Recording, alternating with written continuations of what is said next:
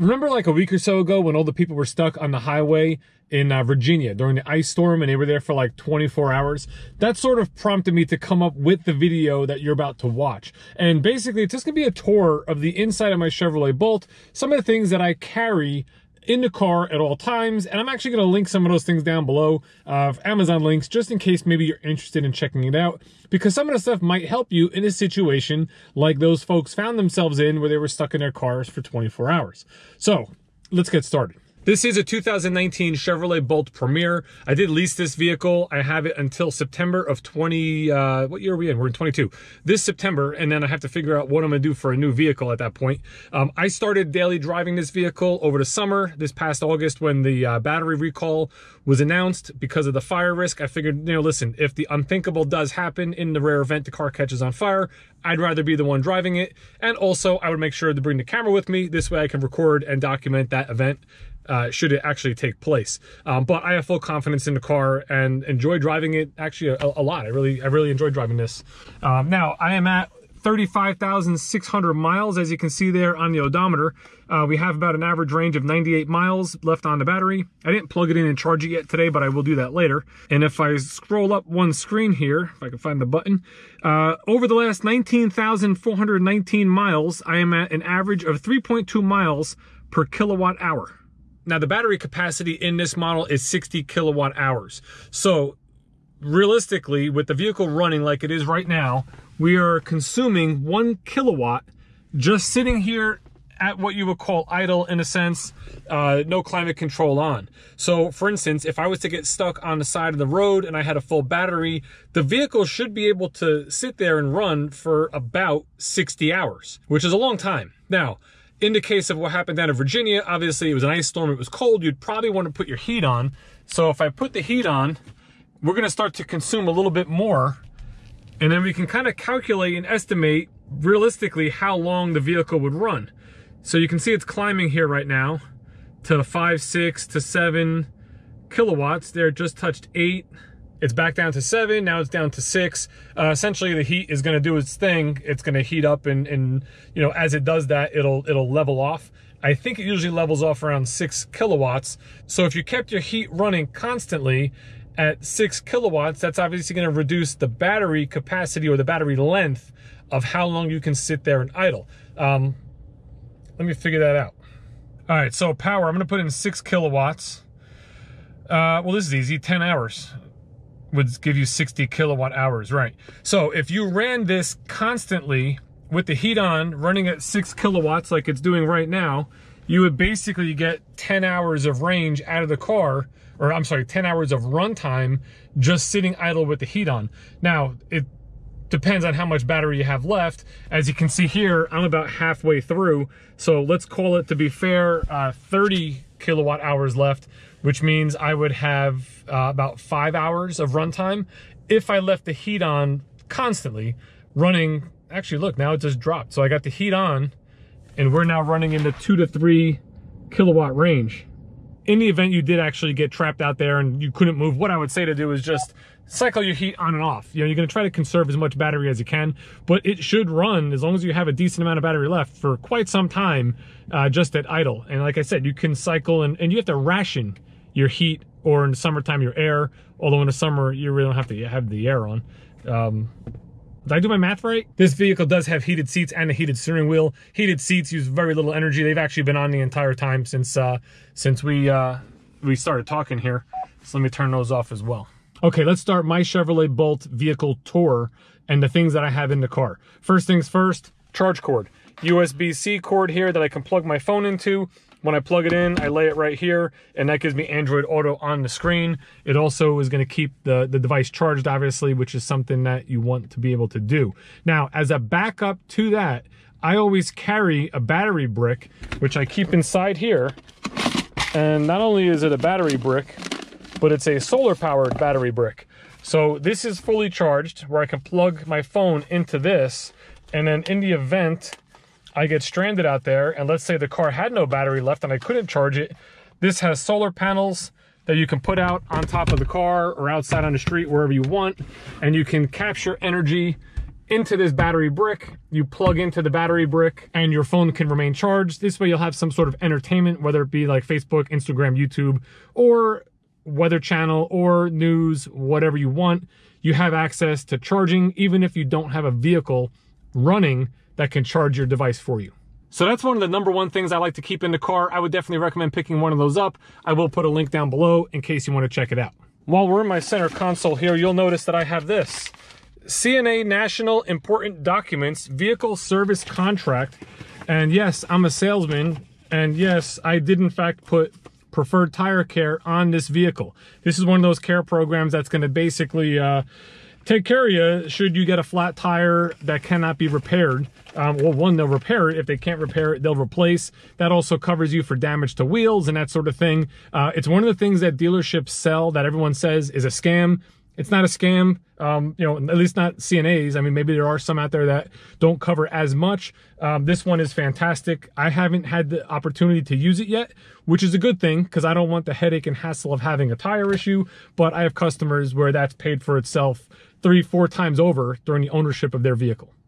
What else we got in here? We got another charge cord. This is actually to charge this battery brick up. We got one of these things. What is this, a carabiner? I think I used to use this for groceries. So you go to the grocery store, you get a whole bunch of bags, you put them on this, and now you have a nice foam handle to carry like literally as many bags as you can fit on here.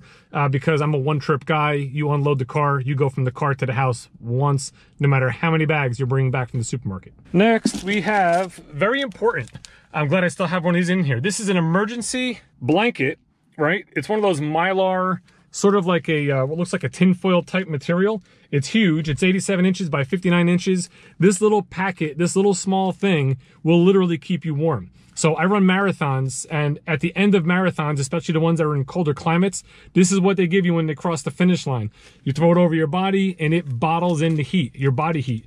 It works fantastic. So picture, you're out on the road in Virginia, you run out of gas, you run out of battery, you're in a car, you have no heat. This thing could be a lifesaver. So again, there'll be a link down below for these. They're very inexpensive. They're very compact. They're very small. I've had them in every car. I've given them to family members. You put it in the car, you forget about it, you hope you never need it. So that's pretty much all I had in there. This little top tray here, obviously you have insurance cards and stuff like that. I do keep a bunch of business cards, both for work and for YouTube. I had cards made up, so if I'm on the street and I meet somebody and they want to like or subscribe to the channel, whatever it may be, I can hand them one of those. This way they don't forget when they get home.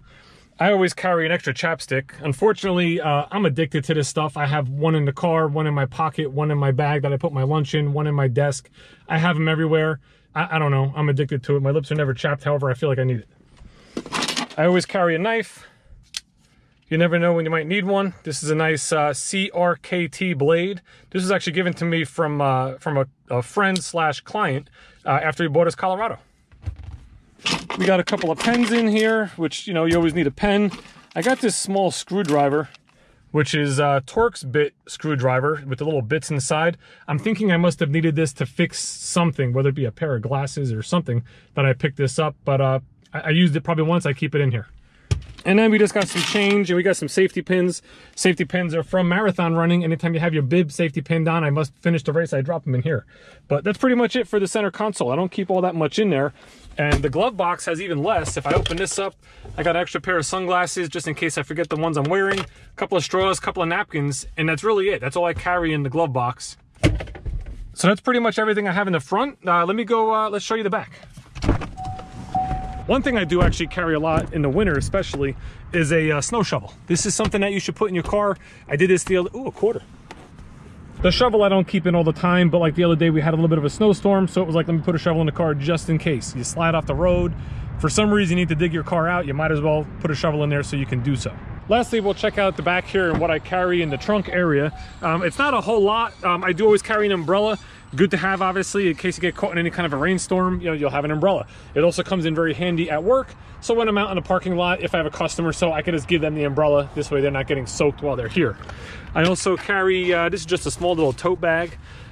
This whole thing here is actually pretty cool because it's got these different partitions. So depending on what you have, it does help keep things upright. So if you have like grocery bags and stuff like that, you can kind of itemize and keep things in a organized manner. I got myself a Nerf Football here. This is the good one with the fin on it with the whistler. This thing is good to have in the car. You know, you get bored or you're ever out in a park, even if you're not trapped or anything like that, you have some fun. It's always good to have something to keep yourself occupied. We actually toss this around a lot here every now and then when we're slow at the end of the day. I also always carry a hat with me just in case I need a hat. Underneath here, we're gonna have some more stuff. So, what do you have? First aid kit, Branchburg Bruiser, which is very good to have in a vehicle, you know, Band-Aid, just basic type stuff. This was actually for Branchburg's in-town soccer club. My best friends, their son was playing soccer, and this is what they were selling to raise money, so that was pretty cool.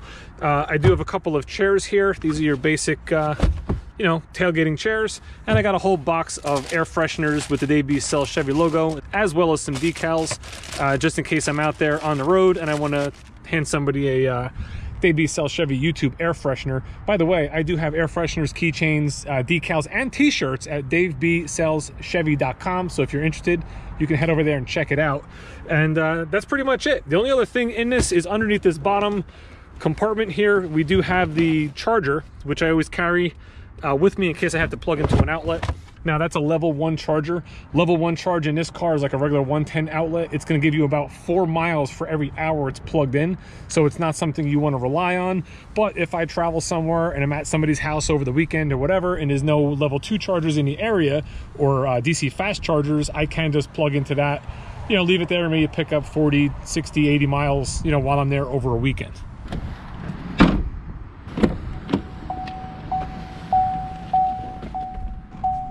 And that's pretty much it. That's what I carry in the vehicle. So it's not a whole bunch, but just a couple things that may get you out of a jam or may, you know, give you just a little bit of an edge if you get one of those situations where you're stuck. There is one thing that I don't have in the car, which I thought I did. It's a little small device that is used to break a window. So if you were ever in a vehicle and you couldn't get out of the car, it's a little small thing. It's like a keychain size item. And what you would do is you would press it against the glass. And when you put pressure on this little device, it fires a little pin out of it, and the pin will shatter the window, so you can climb out the window. Again, another cheap thing that you can pick up off Amazon that, you know, in the unlikely event something happens, it might save your life. Like, you might be able to get out of the car that way. So I'm going to try to find where I put that, or if not, I'll just pick up another one and leave that in the vehicle. What are some of the things that you leave in your vehicle? You know, like, do you have anything that you keep in the car on a regular basis just to be prepped in case something goes wrong or in case something happens? One thing I did think of, again, with this whole story down in Virginia is, should I leave like water and should I leave some food? Like, maybe I get a box of Cliff Bars or something like that and just leave them in the back. You know, usually those are good for a year or so before they expire. It could be some nutrition. Again, if you get hungry, you're out there and you're trapped for like they were for up to 24 hours, it would be nice to have some snacks and water in the vehicle as well. So that's something I'm going to consider. Let us know in the comments. What do you keep in your car? Anything that you think we should add to our vehicles?